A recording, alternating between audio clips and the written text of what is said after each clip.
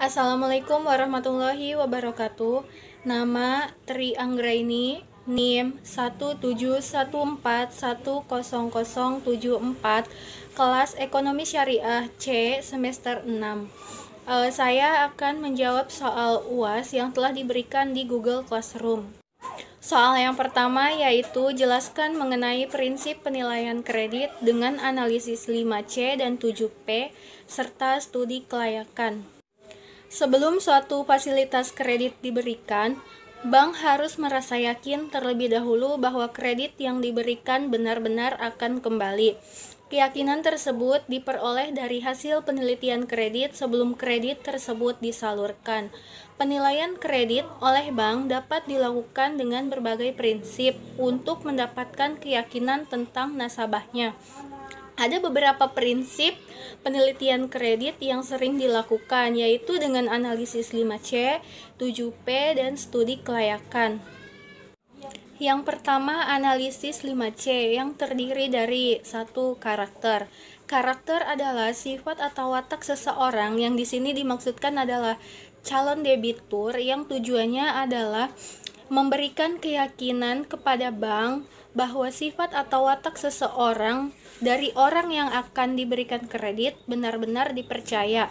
Keyakinan ini tercermin dari latar belakang pekerjaan maupun yang bersifat pribadi. Misalnya cara hidupnya, pola hidupnya. Yang kedua, capacity atau capability. Tujuannya adalah untuk melihat kemampuan calon nasabah dalam membayar kredit yang dihubungkan dengan kemampuannya mengelola bisnis serta kemampuannya mencari laba, sehingga pada akhirnya akan terlihat kemampuannya dalam mengembalikan kredit yang disalurkan. Semakin besar sumber pendapatan, maka akan semakin besar pula kemampuannya untuk membayar kredit. Yang ketiga, kapital atau modal. Biasanya, bank tidak akan bersedia untuk membiayai suatu usaha 100%. Artinya, setiap nasabah yang mengajukan permohonan kredit harus pula menyediakan dana dari sumber lain atau modal dari sumber lain.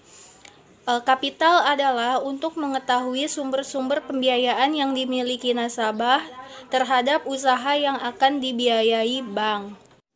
Yang keempat yaitu kolateral. Kolateral adalah jaminan yang diberikan calon nasabah baik yang bersifat fisik maupun non-fisik. Jaminan ini biasanya melebihi jumlah kredit yang diberikan.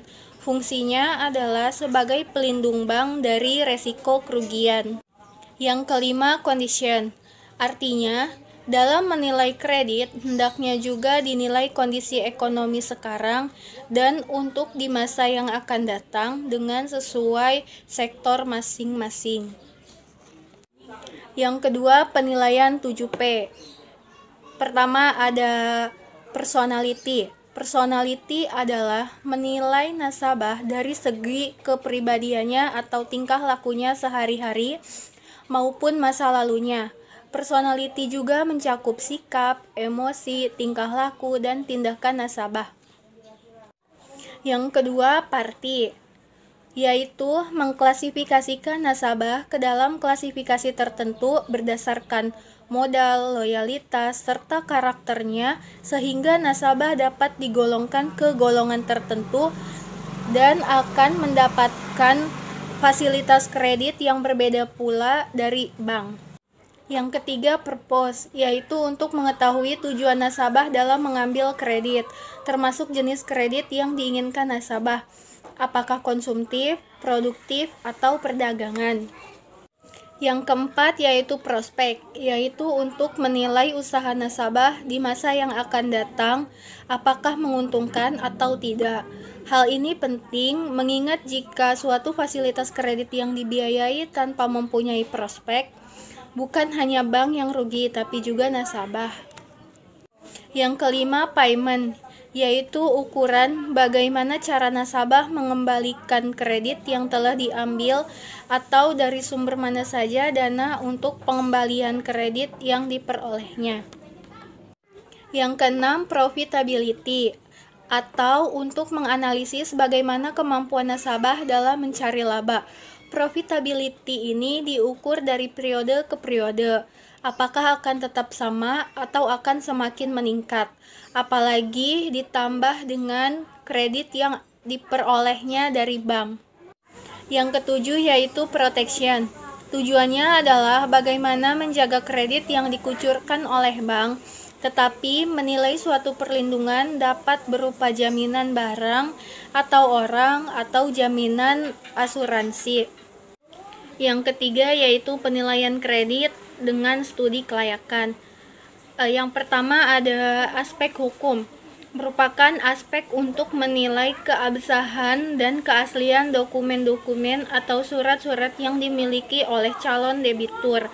Misalnya akta notaris, izin usaha, atau sertifikat tanah. Yang kedua, aspek pasar dan pemasaran, yaitu aspek untuk menilai prospek usaha nasabah sekarang dan di masa yang akan datang. Yang ketiga, aspek keuangan, yaitu untuk menilai kemampuan calon nasabah dalam membiayai dan mengelola usahanya. Yang keempat, aspek operasi atau teknis, yaitu untuk menilai tata letak ruangan, lokasi usaha, dan kapasitas produksi suatu usaha yang tercermin dari sarana dan prasarana yang dimiliki. Yang kelima, aspek manajemen, yaitu untuk menilai sumber daya manusia yang dimiliki perusahaan, baik dari segi kuantitas maupun kualitas. Yang keenam yaitu aspek ekonomi atau sosial, untuk menilai dampak ekonomi dan sosial yang ditimbulkan dengan adanya suatu usaha, terutama terhadap masyarakat, apakah lebih banyak benefit atau cost atau sebaliknya. Yang ketujuh, aspek AMDAL, yaitu aspek yang menilai dampak lingkungan yang akan timbul dengan adanya suatu usaha, kemudian cara-cara pencegahan terhadap dampak tersebut. Pertanyaan yang nomor 2 yaitu, Halisa ingin menerbitkan deposito berjangka waktu 3 bulan pada Bank GZ dengan nominal 300 juta. Pembayaran bunga langsung masuk ke dalam rekeningnya yang berada di bank tersebut. Bunga yang diberikan oleh pihak bank yaitu sebesar 10% per tahun dan dikenakan pajak 15%. Berapa jumlah bunga yang dibayar bank setiap bulannya, dan hitung pula bunga yang diterima oleh Halisa selama jangka waktu 3 bulan. Yang diketahui yaitu deposito jangka waktu 3 bulan. Nominalnya 300 juta. Bunga 10% dan pajak 15%. Yang ditanya yaitu bunga yang dibayar bank setiap bulan dan bunga yang diterima Halisa selama jangka waktu 3 bulan. Jawabannya yaitu bunga sama dengan 10% dikali 300 juta dikali 1/12. 12 itu dalam jangka waktu 1 tahun. 1 tahun sama dengan 12 bulan. Hasilnya yaitu 2.500.000. Yang kedua pajak sama dengan 15% dikali 2.500.000 tadi, hasilnya yaitu 375.000. 2.500.000 dikurangi 375.000, hasilnya 2.125.000 dan itu dinamakan bunga hasil bersih. Jadi bunga yang dibayar bank tiap bulannya yaitu 2.125.000. Yang kedua, pertanyaan yang kedua yaitu bunga yang diterima oleh Halisa selama jangka waktu 3 bulan. Jawabannya yaitu bunga sama dengan 10% dikali 300 juta dikali 3 bulan per 12 sama dengan 7.500.000 rupiah. Pajak sama dengan 15% dikali 7.500.000 sama dengan 1.125.000 rupiah. 7.500.000 dikurangi 1.125.000 hasilnya yaitu 6.375.000. Jadi bunga yang diterima oleh Halisa selama 3 bulan yaitu 6.375.000. Pertanyaan yang ketiga yaitu jelaskan tujuan umum dari pemasaran bank dan jelaskan mengenai konsep-konsep pemasaran tersebut. Tujuan umum pemasaran bank yaitu yang pertama, memaksimumkan konsumsi atau memudahkan dan merangsang konsumsi sehingga dapat menarik nasabah untuk membeli produk yang ditawarkan bank secara berulang-ulang. Yang kedua, memaksimumkan kepuasan konsumen melalui berbagai pelayanan yang diinginkan nasabah. Yang ketiga, memaksimumkan pilihan atau ragam produk. Artinya, bank menyediakan berbagai jenis produk bank sehingga nasabah memiliki beragam pilihan pula. Yang keempat yaitu memaksimumkan mutu hidup dengan memberikan berbagai kemudahan kepada nasabah dan menciptakan iklim yang efisien. Konsep-konsep pemasaran. Yang pertama ada konsep produksi, yaitu konsep ini menekankan pada volume produksi yang sebesar-besarnya dengan harga yang serendah-rendahnya.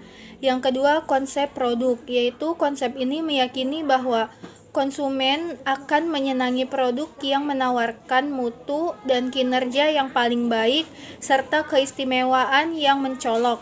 Konsep ini menekankan pada kualitas, penampilan, dan ciri-ciri yang terbaik. Yang ketiga, konsep penjualan. Konsep ini biasanya diterapkan pada produk-produk asuransi. Dalam konsep ini, kegiatan pemasaran ditekankan lebih agresif melalui promosi-promosi yang gencar. Yang kelima, konsep pemasaran. Konsep ini menyatakan bahwa tugas perusahaan adalah menentukan kebutuhan, keinginan, dan minat pasar sasaran dan memberikan kepuasan yang diinginkan secara lebih efektif dan efisien dibandingkan para pesaing sehingga dapat mempertahankan dan mempertinggi kesejahteraan masyarakat. Yang kelima yaitu konsep pemasaran kemasyarakatan. Konsep ini merupakan konsep yang bersifat kemasyarakatan dan konsep ini menekankan kepada penentuan kebutuhan, keinginan, dan minat pasar sasaran dan memberikan kepuasan sehingga memberikan kesejahteraan masyarakat. Bagi dunia perbankan, konsep yang paling tepat untuk diaplikasikan adalah konsep pemasaran yang bersifat kemasyarakatan atau paling tidak menggunakan konsep pemasaran. Kedua konsep ini tujuannya adalah agar pelanggan tetap setia menggunakan produk atau jasa-jasa yang dihasilkan oleh bank.